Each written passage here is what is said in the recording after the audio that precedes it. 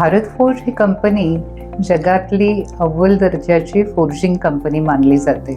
बाबासाहेब कल्याणी हे कंपनीचे चेअरमन आणि मॅनेजिंग डायरेक्टर आहेत. सध्या कंपन्यांच्या मध्ये ESG म्हणजे एन्व्हायरमेंट सोशल गव्हर्नन्स ही फार मोठी एक कॉन्सेप्ट आली आहे असं म्हणायला हरकत नाही.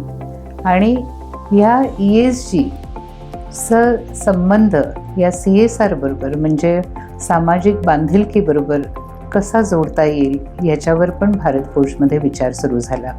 पर्यावरणाचं महत्त्व अशासाठी आहे की पुढच्या पिढीला ही पृथ्वी आपण अतिशय चांगल्या तऱ्हेने हस्तांतर त्याचं करू शकू का, देऊ शकू का, आणि त्याच्यासाठी कमीत कमी तिला हानी पोचवून आपण संवर्धन करू शकू का निसर्गाचं, असा त्याच्या पाठीमागे विचार होता.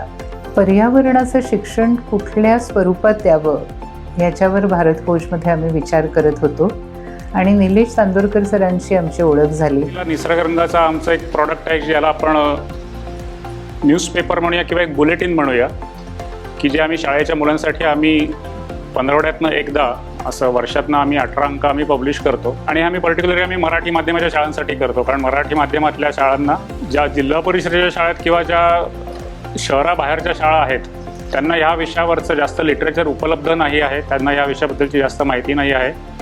आणि त्या मुलांनासुद्धा ही माहिती मिळावी, त्या मुलांनासुद्धा ही आवड निर्माण व्हावी. ती मुलं जास्त मातीशी कनेक्टेड आहेत असं आम्हाला वाटतं. ते जास्त पर्यावरण जवळ न बघतात, फक्त त्यांना त्याबद्दल तांत्रिक माहिती नसते किंवा त्यांना त्याबद्दल अवेअरनेस नसतो, पण ते त्या वातावरणातच वाढत असतात, वावरत असतात. तर या भूमिकेत आम्ही निसर्गरंग पब्लिश करतोय. हा प्रोजेक्ट आपल्याला कसा सुरू करता येईल याच्याबद्दल चर्चा झाली आणि निसर्गरंगचे जे पाक्षिक होतं त्याचे अंक पाहिले मी.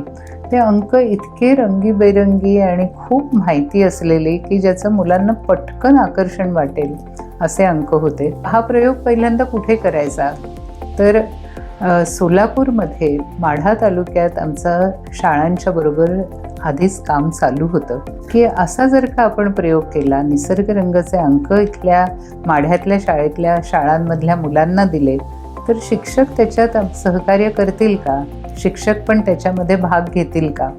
आणि काशीद सरांनी ताबडतोब होकार दिला. म्हणून भारत फोर्जने त्या विद्यार्थ्यांसाठी एक खूप सुंदर पाक्षिक या ठिकाणी सुरू केलं उपळा केंद्रामध्ये. त्याचं नाव आहे निसर्गरंग पाक्षिक.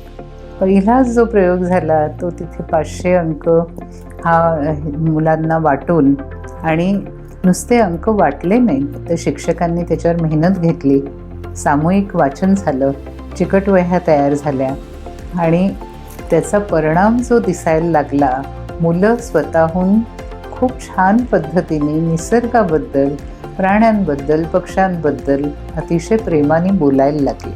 मला त्यातील प्रत्येक शब्द आवडले, त्यामुळं मी त्याची कात्रणा न करता मी तो फाईलमध्ये जशाच तसा तो अंक ठेवलेला आहे. आणि त्यातील मला सगळ्यात आवडलेली गोष्ट म्हणजे बिबट्या आणि चित्त्यामधील फरक.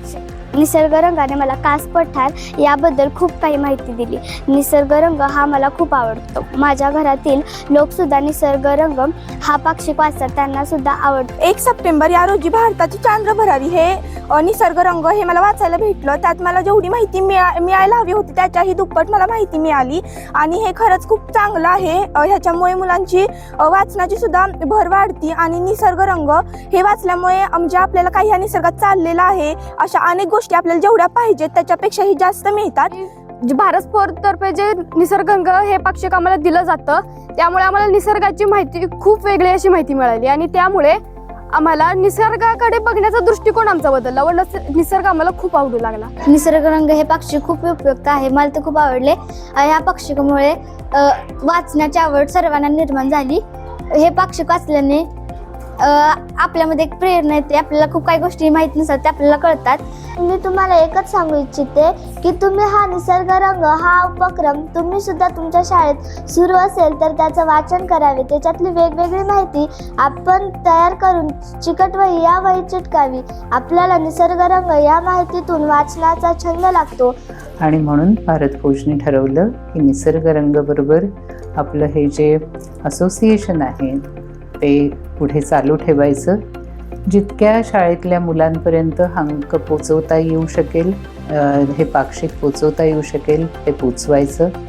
आणि मुलं त्याच्याबद्दल सजग होतील, मुलं त्याच्याबद्दल त्यांच्या जाणीवा ह्या वेगळ्या पद्धतीने त्यांना निर्माण होईल, निसर्गाबद्दलचं प्रेम वाटेल, अशा पद्धतीने हा प्रवास सुरू होईल असं वाटलं. आणि पर्यावरण शिक्षण, आणि तेही लहान मुलांचं पर्यावरण शिक्षण, असं एक थोडंसं उद्देश मनाशी ठेवून हे काम सुरू झालं.